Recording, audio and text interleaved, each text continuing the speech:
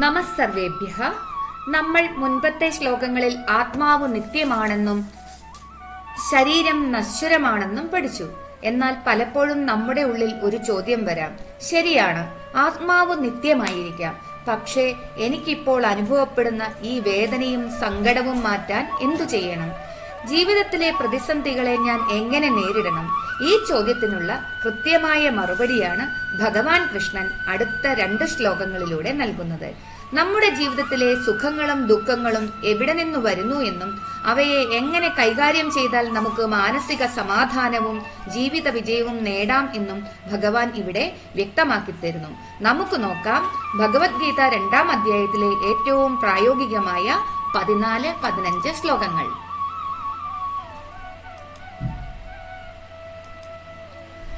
മാത്രാ സ്പർശാസ്തു കൗന്തേയ ശീതോഷ്ണ സുഖ ദുഃഖദാഃ ആഗമാപായിനോ നിത്യാഃ താം സ്ഥിതിക്ഷസ്വ ഭാരത.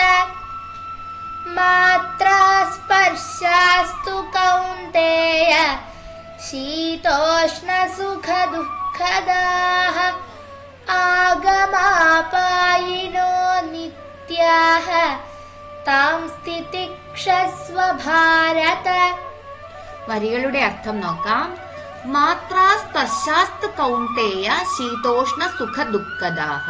മാത്രാ സ്പർശാഃ ഇന്ദ്രിയങ്ങളും വിഷയങ്ങളും തമ്മിലുള്ള സമ്പർക്കം. തു ആകട്ടെ കൗന്തേയ കുന്തിപുത്രനായ അർജുന ശീതോഷ്ണ സുഖ ദുഃഖദാഃ തണുപ്പ്, ചൂട്, സുഖം, ദുഃഖം എന്നിവ നൽകുന്ന ആഗമാവായിനോ നിത്യാസ്താം സ്ഥിതിക്ഷസ്വ ഭാരത. ആഗമാപായിനഃ വന്നുപോകുന്നവ, അനിത്യാഹ ശാശ്വതമല്ലാത്തവ, താൻ അവയെ തിദിക്ഷസ്വ സഹിക്കുക, ക്ഷമയോടെ നേരിടുക. ഭാരത ഭരതവംശജനായ അർജുന. കുന്തിപുത്ര, ഇന്ദ്രിയങ്ങൾ വിഷയങ്ങളുമായി സമ്പർക്കം പുലർത്തുന്നതുകൊണ്ടാണ് ചൂടും തണുപ്പും സുഖവും ദുഃഖവും ഉണ്ടാകുന്നത്. അവ വന്നു പോകുന്നവയും അനിത്യവുമാണ്. അതിനാൽ ഭാരതവംശജനായ അർജുന, അവയെ നീ ക്ഷമയോടെ സഹിക്കാൻ പഠിക്കുക. അടുത്ത ശ്ലോകം നോക്കാം.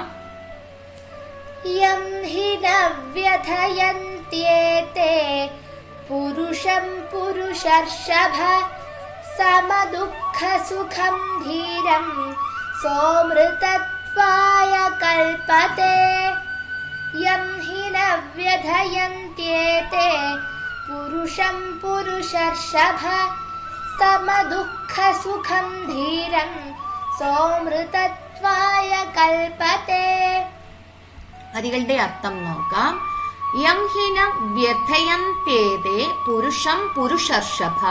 യം ആരെയാണോ, ഹി തീർച്ചയായും, ന വ്യഥയന്തി അസ്വസ്ഥനാക്കാത്തത്, ഏതേ ഏതേ മീൻസ് ഇവ, അതായത് സുഖദുഃഖങ്ങൾ, പുരുഷം മനുഷ്യനെ, പുരുഷർഷഭ പുരുഷശ്രേഷ്ഠനായ അർജുന.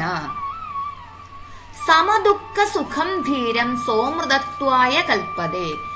സമദുഃഖ സുഖം സുഖത്തിലും ദുഃഖത്തിലും ഒരുപോലെ ഇരിക്കുന്ന ധീരം ധീരനായവനെ, അതായത് ജ്ഞാനിയെ, സഹ അവൻ, അമൃതത്വായ മോക്ഷത്തിനായി കൽപ്പതേ അർഹനാകുന്നു.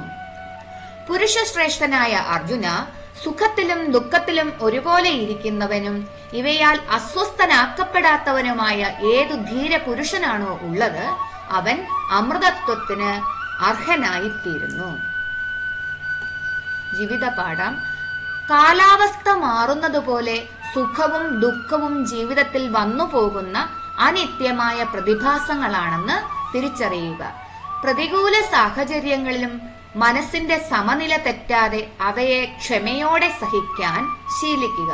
വിജയത്തിൽ അഹങ്കരിക്കാതിരിക്കാനും പരാജയത്തിൽ തളരാതിരിക്കാനും കഴിയുന്നവനാണ് യഥാർത്ഥ ധീരൻ.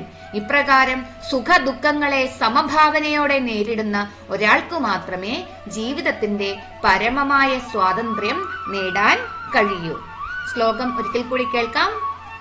മാത്രാ സ്പർശാസ്തു കൗന്തേയ ശീതോഷ്ണ സുഖ ദുഃഖദാഃ ആഗമാപായിനോ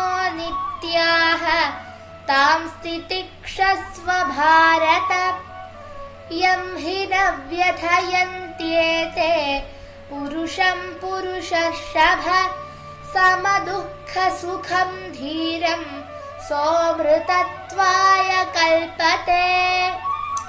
എന്തുകൊണ്ടാണ് ഈ സുഖദുഃഖങ്ങൾ താൽക്കാലികമാണെന്ന് ഭഗവാൻ പറയുന്നത്? എന്താണ് ഈ ലോകത്തിലെ ശാശ്വതമായ സത്യം? ഈ ചോദ്യങ്ങൾക്കുള്ള ഉത്തരമാണ് അടുത്ത ശ്ലോകത്തിൽ ഭഗവാൻ നൽകുന്നത്. നമ്മൾ 14-15 ശ്ലോകങ്ങളിലൂടെ മനസ്സിലാക്കിയത് ജീവിതത്തിലെ സുഖങ്ങളും ദുഃഖങ്ങളും ശൈത്യവും ഉഷ്ണവും പോലെ മാറി മാറി വരുമെന്നാണ്. അവയെല്ലാം താൽക്കാലികമാണെന്നും ധീരനായ ഒരു വ്യക്തി അവയിൽ തളരാതെ മനസ്സിന്റെ സമനില പാലിക്കണമെന്നും ഭഗവാൻ നമ്മെ ഓർമ്മിപ്പിച്ചു. നമ്മുടെ ജീവിതത്തിൽ വന്നെത്തുന്ന പ്രതിസന്ധികളിൽ എന്തുകൊണ്ട് എനിക്ക് മാത്രം ഇങ്ങനെ സംഭവിക്കുന്നു എന്ന് ചിന്തിക്കുന്നതിന് പകരം ഇതും കടന്നുപോകും എന്ന തിരിച്ചറിവോടെ മുന്നേറാൻ ഈ ശ്ലോകങ്ങൾ നമ്മെ പ്രാപ്തരാക്കുന്നു. സുഖത്തിൽ അമിതമായി ആഹ്ലാദിക്കാതെയും ദുഃഖത്തിൽ തകരാതെയും ഇരിക്കുന്നവനാണ് യഥാർത്ഥത്തിൽ അമൃതത്വത്തിന് അല്ലെങ്കിൽ മോക്ഷത്തിന് അർഹനാകുന്നത്. ഈ പറഞ്ഞ കാര്യങ്ങൾ നിങ്ങൾക്ക് എത്രത്തോളം മനസ്സിലായി എന്ന് പരിശോധിക്കാൻ താഴെ ഡിസ്ക്രിപ്ഷനിലെ ക്വിസിൽ ഒന്ന് പങ്കെടുത്ത് നോക്കൂ. ധന്യവാദാः. ഹരേ കൃഷ്ണ.